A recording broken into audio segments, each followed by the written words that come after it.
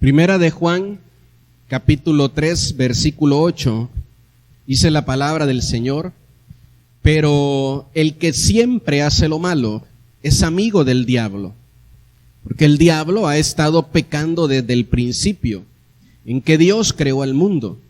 Por esta razón vino el Hijo de Dios al mundo, para destruir todo lo que hace el diablo. Quiero que usted pueda fijar su atención en la última parte de este verso, que dice que el principal propósito de Cristo al venir a la tierra, al venir a nosotros, es venir a deshacer aquellas obras que el enemigo ha hecho en nuestra vida. Por favor, tenga claro esto, que el peor error del hombre no es decirle sí al diablo, es decirle no a Dios. Ese es el peor error que nosotros podemos cometer en nuestra vida. Cuando nosotros vemos en el libro de Jonás, un hombre que servía a Dios, que amaba a Dios, un hombre que se preparaba para poder conocer más de Dios, llega un momento donde Dios le pide que haga algo que él no quiere, como a todos nos pasa. Cuando Dios te pide que hagas algo y tú dices no, ya sé que es Dios, ya sé que viene escrito en la Biblia, ya sé que esto es algo de parte del Señor que Él aprueba, pero no lo quiero hacer. Y decides no hacerlo, ¿verdad? Y dices, bueno, pues yo no le estoy diciendo que sea el diablo. Pero no es ese nuestro peor error. El peor error que el hombre puede cometer en su vida es decirle que no a Dios, a la voluntad de Él. Nosotros podemos ver que hay obras que el enemigo hace en nuestra vida y que las realiza para poder traer destrucción a nosotros. Escúcheme bien, yo, usted, cada uno de ustedes tienen hábitos y costumbres donde no necesitan una intervención espiritual o sobrenatural, simplemente cambiar el hábito. Tú tienes un mal hábito y eso es una mala obra que te trae destrucción, que te trae enfermedad. Si tú cambias ese hábito, simple y sencillamente el problema se acaba, se soluciona. Pero hay cosas espirituales en las que no se van a solucionar por un cambio de hábito o por un cambio de costumbre, sino porque venga una intervención de parte del Hijo de Dios, de parte de Jesús. Hay algo donde te puedes esforzar todo lo que tú quieras, te puedes esforzar una y otra vez, puedes hacer lo que tú desees, pero si no interviene Jesús, no se va esa obra.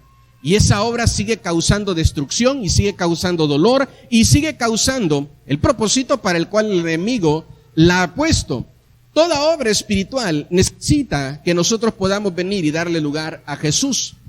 Pero tenemos que tener una relación con Él. Jesús pelea las batallas de aquellos que están rendidos a Él. Jesús no puede agarrarte a la fuerza, como lo puede hacer el diablo, y obligarte a que tú hagas algo que tú no quieres. Ni tus papás te han logrado obligar, ni tú mismo. Tú sabes que está mal hacer algo y te dices una y otra vez que ya lo vas a dejar de hacer y otra vez vuelves a lo mismo. Vuelves otra vez a aquello que te daña, aquello que te hace mal, aquello que sabes que no debe de estar en tu vida. Pero no puedes venir y ser libre de ello hasta que hay una relación con Jesús. Debe de haber un compromiso con Jesús, porque escúcheme bien, imagínese que usted tiene un niño que usted lo acaba de bañar y lo suelta y ese niño corre y se tira otra vez al lodo. Y usted lo vuelve a sacar del lodo, lo vuelve a bañar, lo limpia, le pone ropa nueva, lo suelta y ese niño vuelve a correr y se vuelve a tirar al lodo. Y usted lo vuelve a hacer y así una y otra vez y otra vez. Lo mismo pasa con nosotros cuando no estamos comprometidos con Jesús. Tú vienes a la iglesia y en la iglesia oramos por ti. El Señor toca tu vida, Él toca tu corazón, eres quebrantado, regresas a casa limpio, pero como no tienes un compromiso con Jesús, se es muy fácil seguir comprometido con el pecado, seguir comprometido con lo que te destruye, seguir comprometido con el alcohol, seguir comprometido con algo que te está dañando. Porque no hay un compromiso con aquello que te quiere mantener limpio. Porque no hay un compromiso con aquello que te quiere mantener libre del pecado. Tiene que haber un compromiso entre nosotros con el Señor. Imagínese que usted es una persona que va al doctor y el doctor le dice, bueno, pues ya lo operamos de este problema que le generó el exceso de grasa. Por favor, deje de comer grasa. y saliendo de la operación, recién operado, ¿qué es lo primero que hace? Ir a comer grasa. Y dice, un poquito no me va a hacer daño. No fue un poquito lo que te hizo daño, fue la acumulación de varios poquitos. Por eso dice el pasaje, mire, que acabamos de leer, que todo el que hace lo malo, sé que en la Biblia de ustedes dice, el que practica el pecado, aquel que el pecado se le ha vuelto, ¿verdad?, una práctica continua. Hay una obra de maldad que se ha realizado desde el principio de la creación, como lo vemos en este pasaje. La Biblia no dice que Satanás está pecando desde que lo crearon a él, porque él no fue creado en pecado. Dice que cuando es creada la humanidad, cuando es creado el hombre, entonces hay una obra sobre esa creación para poder venir y traer pecado. Todas las personas que somos padres y tenemos hijos, cuando nosotros tenemos hijos, empieza una lucha de cosas buenas y de cosas malas sobre la vida de ese niño. Y algunas personas dicen, pero si es un niño, ¿por qué le vino este mal? ¿Por qué le vino esta enfermedad? ¿Por qué le vino muerte? ¿Por qué no sobrevivió? ¿Por qué pasó esto en la vida de él si es un niño? Porque la obra del diablo es que desde el principio que algo es creado por Dios, él busca la manera de traer muerte y traer destrucción. Nosotros tenemos que tener mucho cuidado cuando creamos un matrimonio, porque si lo estamos comenzando y lo estamos creando en pecado, ya le dimos lugar al diablo. Si usted crea una casa, una familia, un trabajo, y lo primero que haces es crearlo a través de mentiras, de engaños, de cosas que no son correctas, ustedes dos pueden ser las personas más enamoradas del mundo. Ni Romeo y Julieta tiene tanto amor como el que tienen ustedes. Pero si comienzan algo en pecado, le están abriendo una puerta a algo que lo único que va a traer es destrucción a ese genuino, a ese grande, ese verdadero amor. ¿Sí dice amén conmigo? Por eso es importante que usted pueda saber que cuando nosotros le decimos que no a Dios, ese es el inicio de algo malo en nuestra vida. Todo dolor generado por Jesús en nuestra vida tiene como propósito la destrucción de una enfermedad. La Biblia dice, Jesús apareció para destruir las obras del pecado. El pecado se vuelve parte del que peca. El pecado se vuelve parte de aquel que peca. Y cuando te toca destruir esa obra, imagínense aquellas personas que les ha tocado, les quiten, ¿verdad?, que les arranquen de su piel, de su interior, un tumor que se volvió parte de su cuerpo. Cuando se lo vayan a arrancar, les va a doler, y un montón. Más si les toma quemarlo con quimioterapias o con lo que sea. Siempre el proceso de arrancar algo de nuestro interior va a ser doloroso. Y cada vez que el Señor va a venir a tu vida y tú le dices, Señor, yo ya no quiero vivir de esta manera y yo te quiero pedir que tú quites de mí este pecado, no va a ser fácil. ¿Sí dice amén conmigo? Va a generar dolor, pero escúcheme bien, no es un dolor que te destruye a ti, es un dolor que va a causar destrucción a aquello que te quiere destruir a ti, a lo que está mal. Nosotros tenemos que aprender a hacerlo. ¿A quién aquí no le son dolorosas las inyecciones? ¿A quién aquí no le son dolorosas, pero es algo que necesitas muchas veces para poder encontrar alivio a una enfermedad? Es un dolor que preserva nuestra vida y que impide que avancemos hacia la muerte o hacia la destrucción de nuestra vida o de nuestro hogar. El dolor que causa cuando Cristo va a arrancar algo de ti es un dolor que te va a impedir que tú sigas avanzando hacia la destrucción. Hay varios de ustedes que están vivos porque una enfermedad los postró en cama durante una semana, durante un mes. Durante el mes que el diablo había planeado tu muerte en un accidente, tú estuviste en cama adentro. Durante la semana que el diablo había planeado tu muerte en tu trabajo, en algún lugar, tú estabas en casa. Y muchas veces no lo entendemos y estamos en casa enfermos con dolor, quejándonos contra Dios y diciéndole, ¿por qué? ¿Por qué estoy aquí? Y debería de estar allá. Si dice amén conmigo. Es un dolor que nos va a ayudar a poder ser preservados. Hay una batalla en la vida del ser humano que solo Jesús puede ganar. Y lea conmigo aquí en la pantalla lo que dice Hebreos capítulo 2 en el versículo 14. Por favor, anote esta cita y vaya a su casa y léala una y otra vez y todas las veces que sea necesario. Nosotros somos seres de carne y hueso. Si dice amén conmigo. Usted y yo somos seres, mire, dice, de carne y de hueso. Por eso Jesús se hizo igual a nosotros. Solo así podía morir para vencer al diablo, que tenía poder para matar a hombres y mujeres. Con su muerte, Jesús dio libertad a los que se pasaban la vida con miedo a la muerte. Esto es algo que usted debe de entender. En nuestra vida hay una parte de nuestro ser, tenemos un alma y tenemos un espíritu y tenemos una carne, tenemos un cuerpo. Y el lugar donde el pecado, donde el diablo habita, es en ese cuerpo, es en esa área de todo nuestro ser. El lugar donde habita la obra de Dios en nosotros es en nuestro espíritu. Entonces nosotros, por nuestra propia cuenta, se nos vuelve casi imposible tener tan buena relación en el espíritu con Dios para poder sujetar las obras de la carne. Se nos vuelve casi imposible sujetar nuestro carácter. ¿Por qué? Porque vivimos más en la carne que en el espíritu.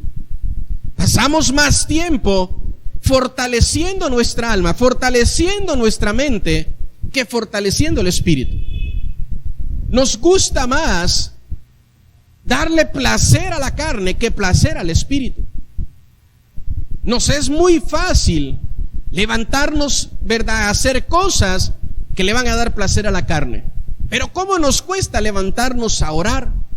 ¿Cómo nos cuesta buscar de Dios? Nos acordamos de Dios cuando los problemas están hasta arriba. Y entonces decimos, ya me acordé que yo soy creyente y que creo en Dios. Entonces ahora no me acordé de Dios para tomar decisiones y hice lo que quería con mi vida. No lo consulté, no le pregunté, hice lo que a mí me pareció bien. Porque nos gusta vivir así, mire, en la carne siempre. Nos gusta vivir ahí. Entonces, si yo estoy triste hoy, mi tristeza me dice que no vaya a la iglesia. Pero yo puedo estar triste, puedo estar deprimido, puedo estar enfermo y aún así voy a trabajar. Aún así voy a lo que sea. Pero cuando me toca fortalecer mi vida espiritual, si me siento de ánimo lo hago y si no me siento de ánimo no lo hago. Es que no lo siento. Hay muchas cosas que hacemos y fortalecen nuestra carne. Y entonces dice aquí, mire, el libro de Hebreos en el capítulo 2. Jesús siempre está desde el cielo viendo como una y otra vez pierdo mis batallas en la carne, pierdo mis batallas en la carne, pierdo mis batallas en la carne, pierdo mis batallas en la carne. Entonces dice el libro de Hebreos, Él toma una decisión y se hace también hombre como nosotros para habitar en medio nuestro, y ahora Él estar delante de nosotros protegiéndonos de toda batalla que perdemos. De toda batalla que perdemos. Hay cosas muy buenas espirituales que tú has recibido, no por tu obra, sino por la obra de Jesús a favor de nosotros. La mayoría de las cosas buenas que hay en mi vida, yo no las merezco. La mayoría de las cosas buenas que hay en nuestra vida, no nos las merecemos, sino que han venido por obra de Cristo. Si usted ve su vida de manera honesta, nos la pasamos tomando más malas decisiones, fallando, cometiendo más errores, que preparándonos de verdad para recibir algo bueno. Apenas nos gusta a alguien, Y antes de ir a preguntar, antes de comprometer nuestros sentimientos con ese hombre, con esa mujer, antes de hacer eso, irle a preguntar a Dios, empezamos a ver si nos conviene o no, si nos gusta o no. Es decir, bueno, pues ya, creo que es el último tren, pues lo voy a agarrar porque si no me quedo. Empezamos en la carne a tomar decisiones incorrectas. Luego, cuando esas decisiones empiezan por dentro a deprimirte, a entristecerte, a hacerte ver que en realidad tienes una persona pero estás solo o estás sola, cuando esas cosas empiezan a pasar factura en tu interior, dices, ¿a dónde está Dios? ¿Por qué no me ayuda Dios? Porque nunca lo metiste en la ecuación desde el principio. Nunca lo hiciste partícipe desde el principio. No lo tomaste en cuenta. Y por eso dice la Biblia, una y otra vez estamos perdiendo esas batallas. ¿Por qué perdemos las batallas contra nuestros hijos y se nos salen de la mano? ¿Por qué perdemos las batallas en el matrimonio? ¿Por qué perdemos las batallas? Porque nunca nos preparamos para lo espiritual. Sabemos que tenemos un cuerpo, un alma y un espíritu, pero lo que menos nos interesa es nuestro espíritu. El espíritu no se fortalece solo teniendo una vida religiosa. Pues voy al culto todos los domingos y ya, no, tengo que tener un compromiso con el Señor. Tengo que poder buscarlo a Él. El ser humano, por años el ser humano ha intentado vencer al diablo en sus propias fuerzas. No tiene el ser humano sin Dios ese poder y esa autoridad. Hasta que Cristo se hizo hombre y Él fue el que nos ha dado la victoria. No hay manera y no hay forma de que en nuestras fuerzas lo podamos hacer. El pecado se vuelve una enfermedad y muerte. Solo Cristo nos puede librar de él. La Biblia dice que todo el que peca se vuelve esclavo del pecado. ¿Y sabe cuál es la mentira más grande que el pecador se cree? Cuando yo quiera lo dejo. No es cierto, porque tú no eres dueño del pecado. Tú no lo mandas, tú no lo gobiernas. La única autoridad es decirle sí a la tentación. Pero una vez que pecas, te vuelves esclavo de él. Entonces no hay manera de que te sueltes de él, aunque pienses y estés engañado. Y digas, cuando yo quiera, yo lo voy a dejar. No es así. Nosotros necesitamos el poder del Señor para ser libres de toda obra de pecado. El hombre en su carne, en sus huesos, está limitado ante el poder espiritual. Necesita la intervención del Señor. Hay un poder en las tinieblas que se desarrolla a través de enfermedades. Pero hay alguien, ¿verdad? Dice la Biblia, que tomó la condición de hombre para poder librar esa batalla y pelearla a favor nuestro. Isaías capítulo 53 verso 5 dice, mas el herido fue por nuestras rebeliones. ¿Qué significa eso? Que esta rebeldía que yo tengo me ha ganado a mí un castigo. ¿Por qué no he sido castigado por mis rebeldías? Porque ya alguien recibió ese castigo. Dice ahí, mire, Él fue herido por mis rebeliones, fue molido por nuestros pecados, el castigo de nuestra paz fue sobre Él, y por su llaga fuimos nosotros curados. Aquello que toleras cuando sabes que está mal, hablando del pecado, cuando tú toleras algo en tu vida, aunque sabes que está mal, tú mismo tienes todo el conocimiento para saber que está mal o mentir, pero aún así lo toleras y lo aceptas en tu vida. Aquello que tú toleras y que sabes que está mal, lo que usted quiera, sabes que está mal, algo incorrecto que haces en redes sociales o en internet, lo que tú quieras, pero lo toleras, lo aceptas en tu vida. Eso va a tener una consecuencia. Y por favor, no es de que yo hoy lo acepto y ahora yo lo controlo y yo lo domino. No hay todavía ser humano que gobierne el pecado. Todo el ser humano es gobernado por el pecado. La Biblia dice que la maldad, que el pecado aún gobernó la voluntad de los ángeles, que en fuerza son superiores a nosotros y que los hizo pecar y que los hizo fallarle a Dios. Ahora imagínense nosotros. Por eso le vuelvo a repetir, ¿cuál es la mentira más grande que el diablo le hace creer al pecador? Que el pecador controla su vida. Yo hago con mi vida lo que yo quiero. No es así. Tú haces con tu vida lo que el pecado te dice. De tal manera que cuando te decepcionas y cuando ves todo el dolor que el pecado trae a tu vida y dices, ahora sí, ya tengo que dejar esto, no lo puedes dejar, aunque tú quieras. Hay muchas personas que se terminan suicidando, quitando la vida, porque dicen, es que esta vida ya no es mía, ya no es de ellos, ya no les pertenece. Tenemos nosotros que saber que el que nos puede traer libertad es Jesús. ¿Cuántos dicen amén conmigo? La libertad de todo espíritu que enferma la podemos recibir a través de Jesús. El libro de Lucas en el capítulo 13, del verso 11 en adelante dice, había allí una mujer que desde hacía 18 años, ¿cuántos años? Tenía espíritu de enfermedad. Por favor, lea conmigo esa parte en las pantallas, léalo en su Biblia. Las enfermedades no solo son naturales, no solo son físicas, sino también espirituales. Usted ya fue 800,000 veces al doctor, ya se hizo todos los exámenes que lo mandaron a hacer. Le dicen a usted que no aparece nada, que usted está sano, pero usted de verdad sabe por dentro que hay algo que le está causando un mal, que hay algo que lo está enfermando, que hay algo que está consumiendo su vida. Y dice la palabra que esta mujer tenía una enfermedad, pero no era una enfermedad física. No era una enfermedad que podía ser detectada por los aparatos médicos.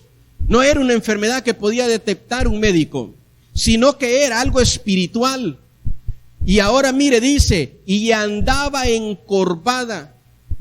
Esta mujer caminaba encorvada a causa de un espíritu que la estaba enfermando. Y ninguna manera se podía enderezar. Hermanos, ninguna es ninguna. Esta mujer se sentaba encorvada, se acostaba encorvada, donde andaba siempre andaba así. Y esta enfermedad es tipo de la vergüenza sobre el ser humano, el caminar siempre con la cabeza agachada. Esto es algo espiritual en nuestro interior. Cuando nosotros a donde vamos siempre caminamos avergonzados, porque todos saben que andamos mal, todos saben que andamos cometiendo errores y pecados. Ya todos se enteraron que tengo otra mujer, ya todos se enteraron que ando en pecados sexuales, ya todos se enteraron que ando en alcohol, en drogas, y ahora esto dice que causa una vergüenza al hombre. Ya todos se enteraron que mi hija, que mi hijo, ¿verdad? Mi hija salió embarazada, que mi hijo embarazó una jovencita. Ya todos se dieron cuenta porque el pecado se evidencia. El verso 12 dice, cuando Jesús la vio, por favor, puede decir conmigo, cuando Jesús la vio, la llamó y le dijo, mujer, eres libre de tu enfermedad. Y puso las manos sobre ella. Y ella, aquella que por ninguna manera se podía enderezar, por primera vez después de 18 años, se logra enderezar, porque Jesús la miró. No la miró ninguno de los que estaban ahí. Seguramente 18 años fue a la iglesia y nadie pudo hacer nada por ella. Y a lo mejor lo que hacían era darle una despensa, darle pan, darle comida, pero no le podían dar la libertad que necesitaba su vida. Y dice, mire, y puso las manos sobre ella y ella se enderezó. Y luego, ¿qué hizo la mujer? Se volvió otra vez al mundo, ya no regresó a la iglesia, se fue otra vez a pecar, ya dijo, ya, esto era todo lo que quería de estos cristianos locos. Si yo nada más vine aquí para ver qué podían hacer conmigo, pero yo no tengo ningún compromiso con Jesús, yo no tengo ningún compromiso con ellos. No, dice que ella empezó a glorificar a Dios. Y el verso 14 dice, el principal de la sinagoga, este es el pastor, para que me pueda entender. Este es el sacerdote, este era la máxima autoridad de un templo, de una iglesia, de una sinagoga. Dice que se enojó de que Jesús hubiera sanado en el día de reposo. Y le dijo a la gente, 6 días hay en que se debe trabajar. En estos pues, venid y sed sanos, y no en el día de reposo. Entonces el Señor le respondió y le dijo, hipócrita, cada uno de vosotros no desata en el día de reposo su buey su asno del pesebre y lo lleva a beber. Y esta hija de Abraham, que Satanás había atado 18 años. Por eso yo siempre le he dicho a usted que hay personas que cuando uno le dice, mire, usted tiene, ¿verdad?, una obra de demonio. No, yo no tengo ningún demonio en mi vida. Porque piensan que tener demonios o que tener, ¿verdad?, problemas o que Satanás esté en la vida de ellos es estar volteados para atrás, caminando en las paredes, en los techos, echando espuma por la boca. Piensan que eso es que una persona tenga algún tipo de manifestación de Satanás en su vida. Entonces cualquiera pudo haber dicho, no, esta mujer lo que tiene es problema en su columna. Esto es generacional, esto es por la edad, ya está viejita, por eso tiene así la columna. No sabe qué, yo creo que es Satanás el que está en su vida. Y ahí la gente te crucifica. Porque a la gente le es fácil creer que otra persona le hizo mal de ojo y que por eso está enfermo. Algo me hizo usted, algo. Pero que no sé, algo. Lo siento por aquí. Algo, ya me dijeron, ya me dijeron que me hicieron algo. ¿Pero qué algo? O sea, él no quiere creer que sus mentiras, su vida de pecado lo tiene enfermo. No, él quiere creer que alguien pasó una embarazada y lo miró y le hizo mal de ojo. Y ahora hay que ir a buscar a la embarazada para que lo vuelva a ver y lo cure. Esa sí es una locura. Y luego, ¿por qué les digo locos? Sí dice amén todavía. No es más fácil creer eso. Me es más fácil creer que si vengo y le prendo una velita a Jesús, eso es suficiente. Aunque yo no tenga ningún compromiso con Jesús. Yo siempre se lo he dicho, ¿qué es más fácil? ¿Prenderle una vela a Jesús o comprometerme con Él? Pues ir a prender la vela, aunque siga viviendo desordenadamente. Entonces la palabra del Señor nos muestra que la enfermedad de esta mujer era espiritual. Y fíjese bien, no era cualquier espíritu. No era un espíritu inmundo, no era una hueste de maldad, sino que era el mismo Satanás el que tenía esta mujer así. Era el mismo Satanás el que hacía que esta mujer siempre anduviera encorvada. Era el mismo Satanás. Entonces hay una persona que dice, bueno, yo no me tiro al piso, yo no me revuelco, a mí no se me ponen los ojos en blanco, yo no tengo ninguna posesión demoníaca. Lo único que tengo es un dolor que no me deja. Lo único que tengo es un problema, ¿verdad?, en mi estómago, un problema digestivo que no me deja. Y no importa lo que tome, no importa lo que haga, el problema siempre sigue ahí. Lo único que tengo es un problema en la piel que no me deja. Y ya tomé todos los remedios y todos los medicamentos que me han recomendado y no me deja. Y la persona no quiere de verdad entender que hay espíritus que le enferman, que le mantienen en una condición enferma. Hay enfermedades del alma. Y la gente piensa que tomándose medicamentos antidepresivos, todo el vacío que sienten en su interior, todo el miedo que sienten en su interior, les va a dejar o les va a soltar. Y no es así. Tenemos nosotros, mire, que poder saber y no ignorar que todo pecado que tú cometas le abre puertas a Satanás en tu vida. Y una vez que tú te pongas a practicar y a practicar y a practicar y a practicar el pecado y te comprometes con ese pecado y lo terminas aceptando en tu vida, esto después se te puede volver una puerta espiritual a un espíritu. ¿Sí dice amén conmigo? ¿Ya probó todos los remedios médicos posibles? Espero que hoy se pueda convencer que hay cosas en su vida que necesitan la intervención espiritual de Jesús, de su Espíritu Santo. Debo de buscar desesperadamente la destrucción del pecado en mi vida. El pecado se oculta bien en cada uno de nosotros. Se muestra como inofensivo. El pecado se muestra como el no culpable.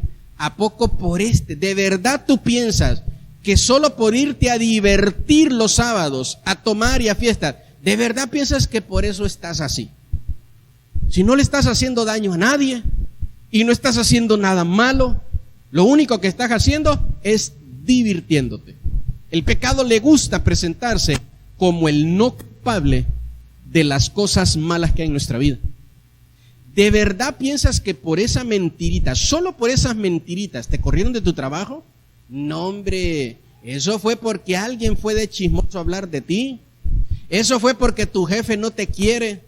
Eso fue, y empezamos a creer que el problema es el mal de ojo, que alguien nos está mirando mal, que alguien está provocando todo eso. Pero no queremos creer que el pecado, que a diario caemos una y otra vez en él, nos está generando estos problemas. Si dice amén todavía conmigo. El pecado no es el causante de tu felicidad. Es que solo cuando hago esto me siento feliz, aunque sea un ratito, pero me siento feliz, me siento bien. El pecado no es el causante de tu felicidad. Romanos capítulo 6, verso 23. La paga del pecado. ¿Qué es la paga del pecado, iglesia? Todos. ¿Qué es la paga del pecado? A nadie le va a pagar el pecado de manera diferente. Ay, es que a mí por pecar me va bien. No, la única paga que el pecado tiene, el pecado no es el causante de la felicidad de nadie. El pecado es el causante de la muerte en todas las personas. Desde que el pecado entró al hombre, le trajo muerte y destrucción.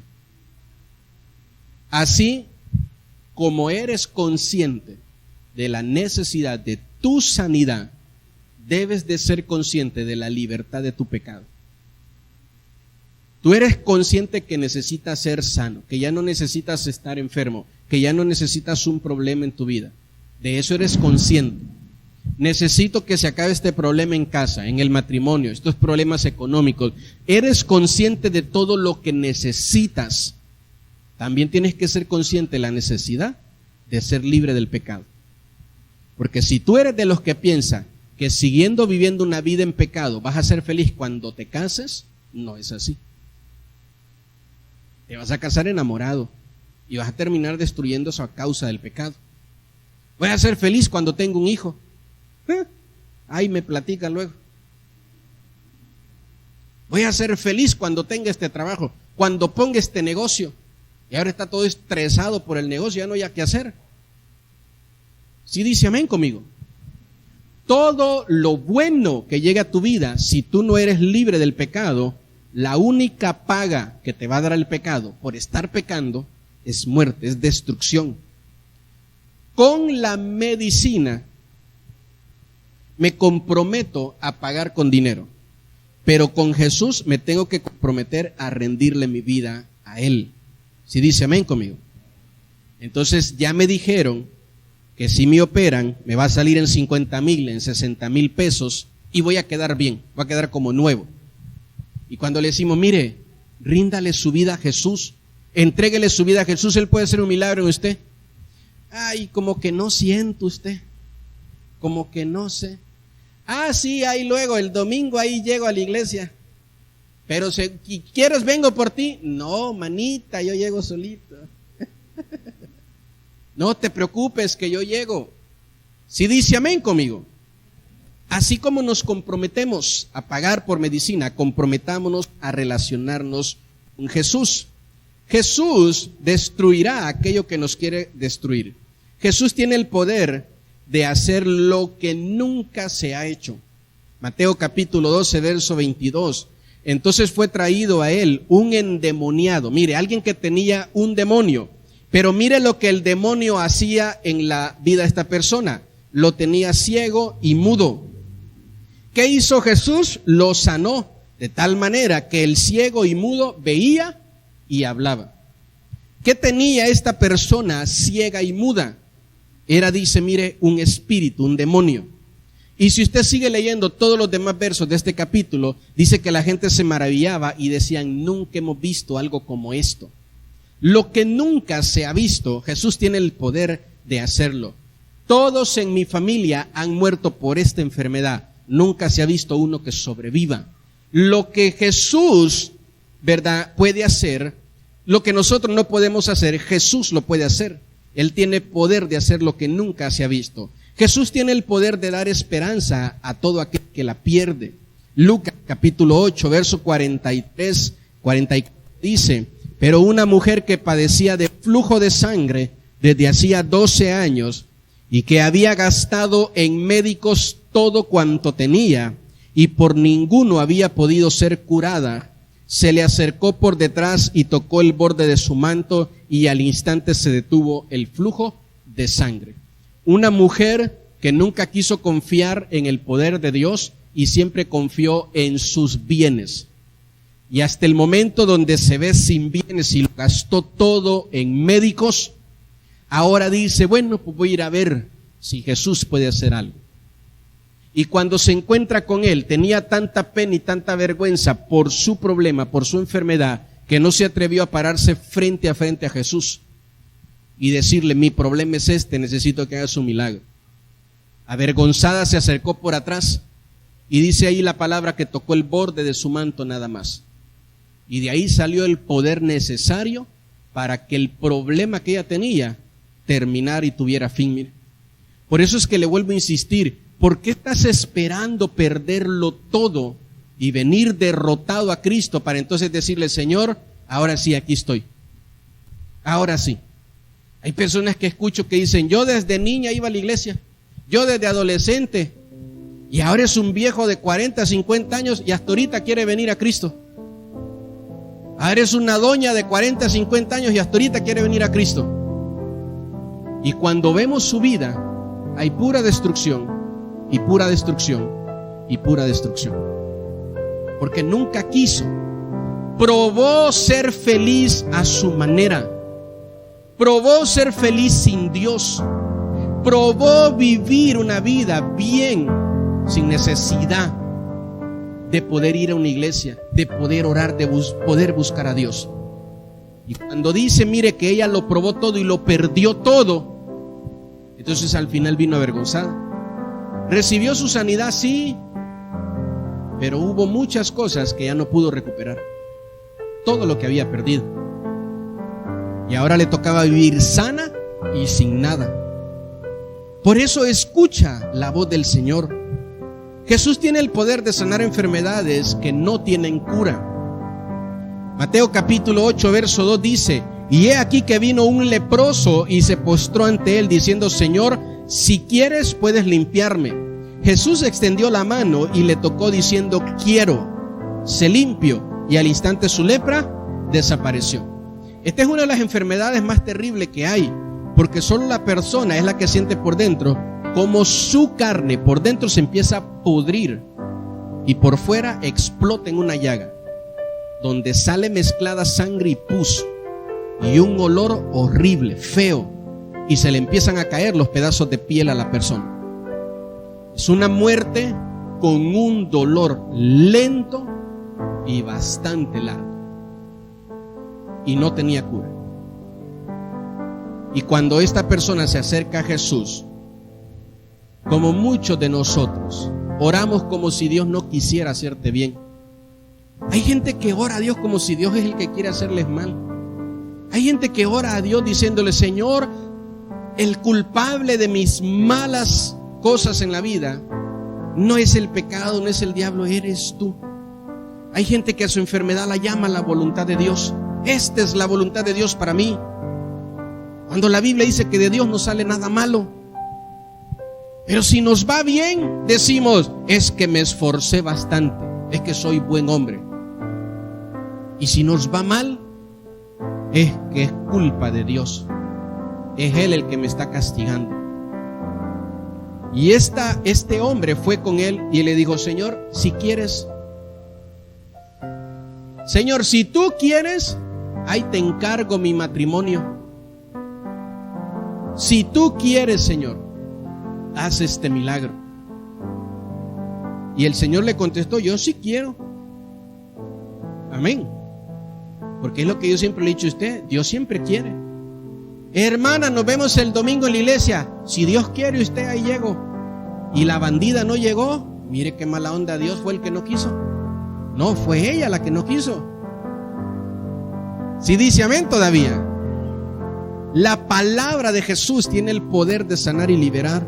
Mateo capítulo 8, verso 16 y 17. Cuando llegó la noche, trajeron a él muchos, diga conmigo muchos, mire, no pocos, muchos endemoniados, y con la palabra echó fuera los demonios y sanó a todos los enfermos, para que se cumpliese lo dicho por el profeta Isaías cuando dijo: Él mismo tomó nuestras enfermedades y llevó nuestras dolencias.